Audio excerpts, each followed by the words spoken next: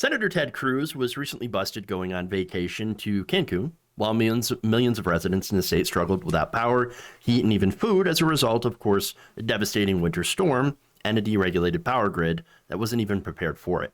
So now pictures of Flyin Ted, that's what I like to call him, blew up over social media, caused him to end his trip early, and he also threw his kids under the bus, which is an interesting thing to do. But then again, for somebody who has actually thrown his wife under the bus as well, and Trump and his father under the bus too, to kiss Donald Trump's boots, I'm not exactly surprised. But the backlash that Cruz received was picked up by conservatives as an example of cancel culture. Yes, good old cancel culture. And so now Ben Shapiro, he's going to react to this. He's going to talk about this on a show. Let's take a look. But let's be real about this for just 1 second. This is one of the stupidest aspects of our politics. Like, what exactly? It's not a real-time crisis that Ted Cruz, the senator from Texas, can do anything about, because the senator from Texas is, in fact, in the United States Senate. He's a federal officer, right? He's a federal elected official. This is up to the mayor of Houston and, like, the governor of Texas and all the people who are state-level officials. And also, I just wonder, what is Ted Cruz, like, did they expect Ted to go there with, like, a blowtorch and start defrosting all of the pipelines? He can do what Beto O'Rourke does, and he can tweet out a bunch of links to people who are helping out. I'm sure Ted's already done that. But the notion that the gravest of all sins is that you took your family to a place that is not Texas in the middle of a bad situation in Texas. My favorite part of this is all the journalists in their heated apartments in New York who are tweeting angrily about all of this. I can't believe Ted Cruz would do something like this. Oh, yeah. I see you there on the ground handing out food. Really, well done there. Really, really well done. All right. Very high IQ arguments. Indeed. So, look, before I hand it off to you, for me, I think that the anger against Cruz, and I think that's justified anger, right, is that he was able to leave Texas. He had the means to do it, right? So he had the means to take his family someplace warm, okay, when they lost power, while many Texans did not have the ability to do so. And they were, a lot of people ended up having to try to stay warm by using their cars, which of course can be dangerous. In fact, in one night, Houston actually reported about 300 different cases of carbon monoxide poisoning, several of which ended up being fatal. And so, yeah, I mean, this is the level of desperation that has been happening in Texas.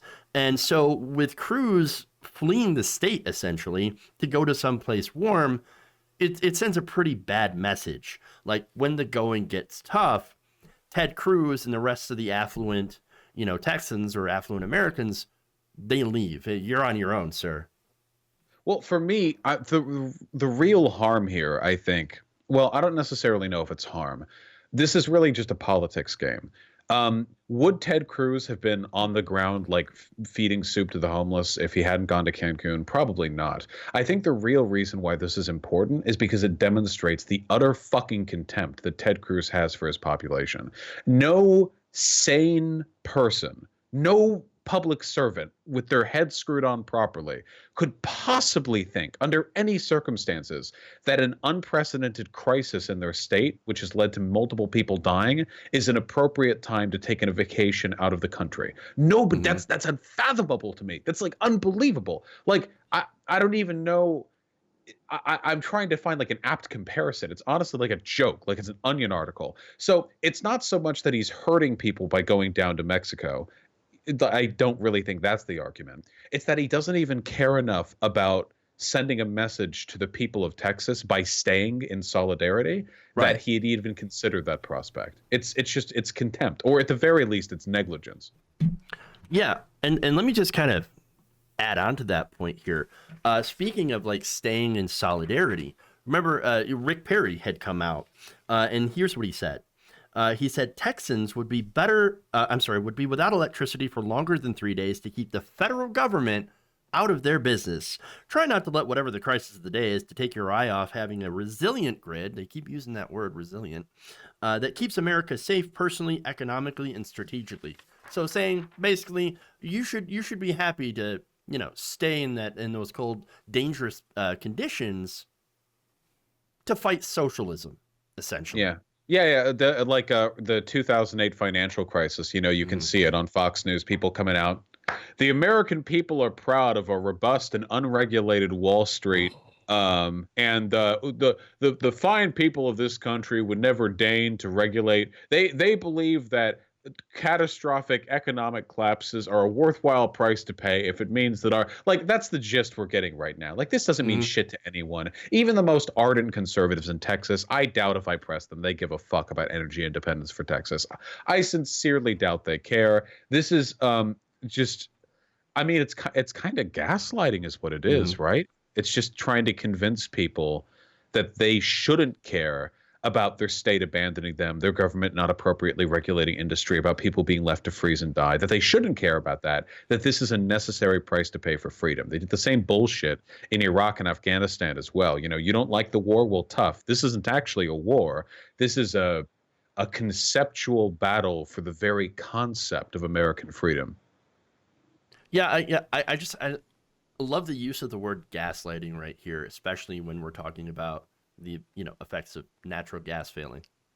It feels kind of apropos, really. Yeah, I'd say so. Well, I mean, he literally described the grid as robust. It is clearly not robust. That is clearly not the right word to use for it. And another thing that bothers me, energy independence. Like there is no such thing as energy independence, really. At least not on the when it comes to the oil gas market. You know what I'm saying? It gets all traded internationally. And so Texas, oil that comes out of Texas, oil that comes out of Canada, all gets traded on the world market anyway. There is no such thing as energy independence. Right. It's regulatory independence, if anything. But I don't know, how much that's worth.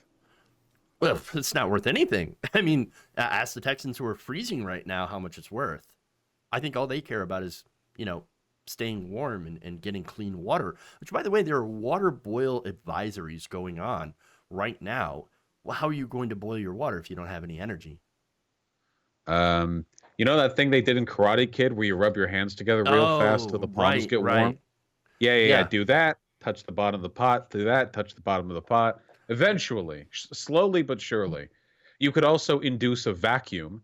After all, because water wants to boil at any temperature. It's just the pressure of the atmosphere that keeps it in a liquid state. So if you could create a vacuum, then that would also... science, friends. Yeah. That's what it's about. You have to get the water back. Bitch. That's the hard part. Right? You can... And at the end of that, wax on, wax off, right? For making that Karate Kid reference. Yeah, absolutely. Well, wasn't that the heated technique, right? I remember the end of Karate Kid. He did the hand spinny thing, and then he wax on, then he melted through the other guy with his boiling heat hands. Yes, and that is how we're going to single-handedly save Texas. With the boiling heat hands. Boiling heat hands, absolutely. So now, let me go back to them blaming things, right? On green energy. I have one more video. Okay, this is Governor Greg Abbott. Sean, this shows how the Green New Deal would be a deadly deal for the United States of America. Texas is blessed with multiple sources of energy, such as natural gas and oil and nuclear, as well as solar and wind. But you saw from what Trace said, and that is our wind and our solar got shut down, and they were collectively more than 10% of our power grid. And that thrust Texas into a situation where it was lacking power in a statewide basis. That was power that was spread out by that ERCOT organization that you were talking about. As a result, it just shows that fossil fuel is necessary for the state of Texas as well as other states to make sure that we will be able to heat our homes in the wintertime and cool our homes in the summertime. I hate that man. He's not my favorite guy. I know a few guys, and he's not my favorite guy amongst them. Yeah. Certainly. So, yeah, that's a good example of Republican governance in action. Deregulation, and, of course, free market capitalism.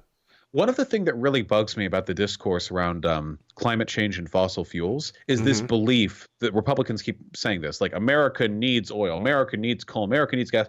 Literally nobody is saying this elsewise, obviously. And you can ask anybody, even the craziest lefties online. Ask them, okay? If we just took all of America off of all fossil fuels day one, of course the country would collapse. Nobody's saying that. We're saying you invest in alternative energy, which is what Texas has done, because Texas's wind farms contribute about a quarter of the energy that it receives. So clearly investment in alternative energy begets results, and it's Texas, that's the oil state, but they still did it, and that's great. That was actually, unironically, a pretty great benefit of their separation from the federal regulation, though they could have done that with federal regulation. It's just the way things panned out. It was one of the consequences of their decision.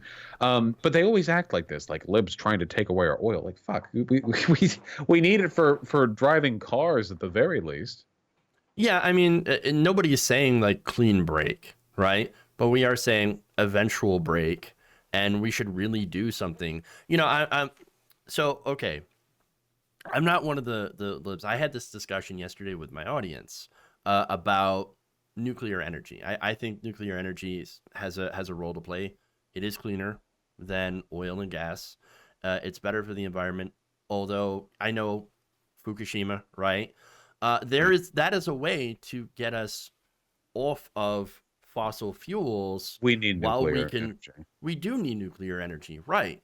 And we also need those other alternative energies, solar and wind and geothermal, and then whatever else. I mean, I don't know if it was you or Lance from the Surfs that was talking about how, what was it, Korea or something was doing, South Korea had like made a fusion reactor or had a fusion reaction for like a tenth of a second or something like that. And that was like a giant breakthrough in the new tokamaks or whatever. That's interesting stuff. That I think could be the future as well. It's really energy. It's incredible, because I feel like Chernobyl and 3 Mile Island might have single-handedly fucked the planet because of all the bad optics around nuclear power. That if we had just handled 3 Mile Island, and if the fucking Soviets had appropriately handled Chernobyl, that people probably would have been completely on board with nuclear power, because it is the safest form, even if you account for all the disasters that have been caused by nuclear power plant meltdowns. It pales in comparison to the total amount of damage done by fossil fuel burning. If you count in like externalities too, like lung cancer or lowered lifespans due to pollution, then we're talking exponentially more destructive than anything nuclear has ever done. The only thing that people really worry about these days, I think, or should worry about, is nuclear waste. But I feel like if the international community got together and just chose a spot somewhere, I don't fucking know. It can be in Nevada, it can be in Mongolia, I don't give a shit. Just chose a spot and built a proper bunker, because they always want to trade off responsibility for this. Like, no country, it's a NIMBY shit. No country wants to have the stockpile of perpetually irradiated residue in their borders, Yeah. So I'm kind of having the same problem in my chat that you sometimes have in yours. Yeah. About nuclear energy. What was it? Somebody said, well, nuclear energy is safer than wind farms. No, we didn't say that. Neither of us believe that that's the case. Safer than coal, though. It is absolutely safer than coal. Safer than oil. Safer than building pipelines all over the place that will eventually leak and, explode sometimes and end up contaminating groundwater. And also, it's like magic too. Right. Uranium is literally just like a rock that emits energy. It's like everything else is, it's like, oh, we burned through the oil. Like, oh, okay, we burned the coal. Great. We turned the turbines. Phenomenal. But then it's just like magic rock. It's, don't touch it, but it is magic. Don't touch it. Don't lick it. Just don't lick it. Put it in a reactor and make it work for you, and then figure out, of course, nuclear waste, as you mentioned, is a big problem, but we can figure out how to do something about that. And of course, if we actually invest in technologies to actually figure out how to, produce energy reactions without actually creating any waste, that would be a fantastic thing. We just have to. It feels like we just need to do some research, and we need to, look into it, and we need to figure out how to do it. Because I don't know, like, human beings, I think, are pretty smart, and we can figure things out. Human beings are smart. People are dumb. That's usually what I go by, right? People in large crowds can be very, very stupid, but people in general can be very, very smart, and they can come up with amazing solutions. The fact that we are talking, you're in, California, I'm assuming, I'm in Michigan, and we can have a conversation over online, is kind of amazing. Human ingenuity is awesome. And so we just need to tap that, and we need to foster that, and we need to allow people to come up with better solutions than what we have right now, because what we have right now is not working. Hey, this is only a little bit off topic. Sure. Have you ever heard of a show called what is it called? It's dark tourism, dark tourist, something like that. I don't think so. That name is not coming to mind. It's something. Wait, chat. I don't think that's the name, but Dark matter? no. Okay. Wait. I dark tourist. It must have been dark tourist or dark tourism or something like that. Okay. But anyway, in one of the episodes, he travels to some town that was downwind of some nuclear disaster, and everything's irradiated and what have you. Okay. And you see like the remnants of this town, and it's a wasteland now because everyone had to flee. And it's Right. incredible because mathematically, coal, oil, gas, exponentially more destructive than that. We just don't see it. All the harm gets pumped into the atmosphere. So we don't, it's an externality. Whereas all the harm caused by nuclear is very immediate. The harm Right. caused by nuclear is there's a meltdown, which by the way can be prevented with appropriate regulations. Every time there's a nuclear meltdown, it's because something beforehand went wrong, but like preventably wrong. But anyway, it's just interesting. We don't even think about all the harm that fossil fuels do because all of it is distributed and decentralized in a way that makes it less obvious. Also, into the ocean. I mean, the ocean has absorbed the vast majority of CO2. It could be far worse if we had, less ocean on this planet. We might be already in a scorching, burning hellhole. But thankfully, the ocean has, has its limits.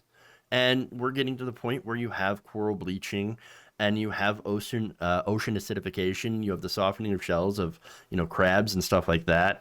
And that's a real problem. We're approaching that limit, and we really shouldn't be putting out more, more of that carbon and methane into the atmosphere, those greenhouse gases. Dark curiosities, by the way. On the other hand, the deep sea is terrifying, and our silent war of pollution and climate change against it is a moral and just cause, which will end in our victory. Fighting the Murlocs and crab people, true. Have you seen what goes on down there? The little skittery, creepy crawlies down the ocean floor? I have not, because I would be crushed. We will prevail. We just dump a few more old boots and tires into the ocean. Yeah, just need a few more BP oil spills, okay? And our conquest will be complete. If you enjoyed this video, please give us a like and share with your friends. You can subscribe and help out the channel by becoming a patron. It's patreon.com/Jeff Waldorf, or you can become a channel member as well by hitting the join button below.